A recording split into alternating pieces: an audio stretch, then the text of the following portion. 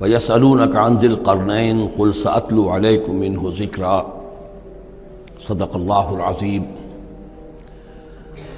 ذوالقرنین کے بارے میں آپ کو بتا چکا ہوں کہ ان کا نام تاریخ میں جو مشہور ہے وہ کیخسرو یا سائرس، اور انہی سے اصل میں ایران کی عظمت کے دور کا آغاز ہوا تھا۔ چنانچہ تقریباً میں سمجھتا ہوں کہ شاید 25-30 سال پہلے کی بات ہے، جب شہنشاہ ایران اس وقت جب کہ ان کی بادشاہت جو ہے وہ بڑے عروج پر تھی، انہوں نے 2500 سالہ برسی منائی تھی انہی کیخسرو کی، سائرس کی۔ ان کی قبر جو ہے مقبرہ وہ دریافت ہو گیا تھا، اور وہاں پر ان کا ایک مجسمہ بھی دریافت ہوا تھا کھدائی پر۔ اس مجسمے میں وہ 2 لگے ہوئے تھے، سینگ بھی۔ اس موضوع پر سب سے پہلے مولانا ابوالکلام آزاد مرحوم نے، جو اپنی ترجمان القرآن کے نام سے انہوں نے مختصر ترجمہ اور تفسیر لکھی ہے، اس میں بڑے تفصیلی نوٹس لکھے ہیں۔ سب سے پہلے اہل علم کے حلقے میں ان کے بارے میں جو معلومات ہیں وہ ان کے ذریعے سے آئی ہیں۔ اب یہ تقریباً یونیورسلی ایکسیپٹڈ ہے۔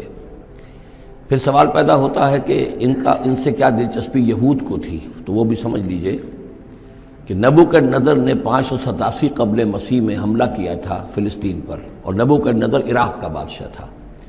اس مڈل ایسٹ کو ذہن میں رکھیے کہ میڈیٹرینین کے بالکل ساتھ ہے ملک شام، اور شام ہی کا ایک علاقہ فلسطین ہے۔ اس وقت جو ہے یہ فلسطین اور اسرائیل اور شرق اردن اور ویسٹ بینک اور لبنان، یہ سب مل کر جو ملک بنتے ہیں، در حقیقت یہ شام عرب ہے، یہ شام ہے۔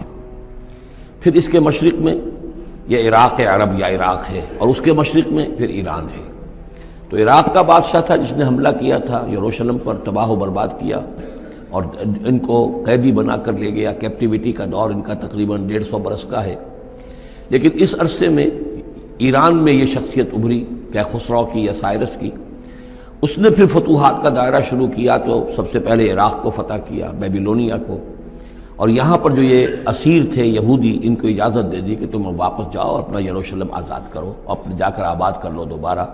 تو گویا کہ یہ محسن ہیں ان کے، ذوالقرنین جو ہے ان کے محسن ہیں، جن کی وجہ سے کہ جن کے ذریعے سے اللہ تعالیٰ نے انہیں بیبیلونیا یعنی عراق کی کیپٹیوٹی، جو ان کی اسارت کا دور تھا، اس کو ختم کیا، آزادی ملی، اور پھر یہ واپس آئے۔ حضرت عزیر علیہ السلام کے ساتھ قافلہ آیا ہے، اور وہ تقریباً پھر انہوں نے آ کر یہاں اثر نو اس شہر کو بھی آباد کیا، اور ہیکل جو ہے حضرت سلیمان علیہ السلام کا بنایا ہوا جو وہ عبادت خانہ تھا، اس کو دوبارہ تعمیر کیا۔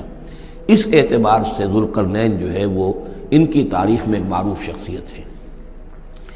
تاریخ سے معلوم ہوتا ہے کہ انہوں نے پھر ایران کی پہلی حکومت کو کنسولیڈیٹ کر کے پارس اور مادہ کو ملا کر ایک سلطنت ایران بنائی۔ پھر ان کی فتوحات کے 3 دائرے ہیں۔ مغرب کی طرف میڈیٹرینین تک پورا علاقہ فتح کر لیا۔ مشرق میں پھر یہ ہمارا جو مکران تک کا علاقہ ہے، یہ سارا کا سارا علاقہ ایران کے ساتھ ہی ملتا ہوا ہے، بلوچستان، مکران، یہ پورا علاقہ انہیں فتح کیا۔ ایک مہم ان کی شمال کی طرف گئی، بحیرہ کیسپین جو ہے، اور ادھر سے جو وہ بلیک سی ہے، بحیرہ اسود، ان دونوں کے درمیان جو پہاڑی سلسلے ہیں، یہ شمال کی طرف جو ہے تیسری مہم گئی۔ جیسے کہ حضرت عمر رضی اللہ تعالیٰ عنہ کے عہد میں بھی 3 لشکر نکلے تھے مسلمانوں کے جزیرہ نما عرب سے۔ ایک لشکر شام سے ہوتا ہوا پھر مصر کی طرف گیا ہے، ایک لشکر عراق سے ہوتا ہوا ایران کی طرف گیا ہے، اور ایک لشکر سیدھا شمال کی طرف گیا ہے، اور کوہ کاف تک جو ہے، جس کو کوکیشیا کہتے ہیں، وہاں تک کی فتوحات حاصل کی مسلمانوں نے۔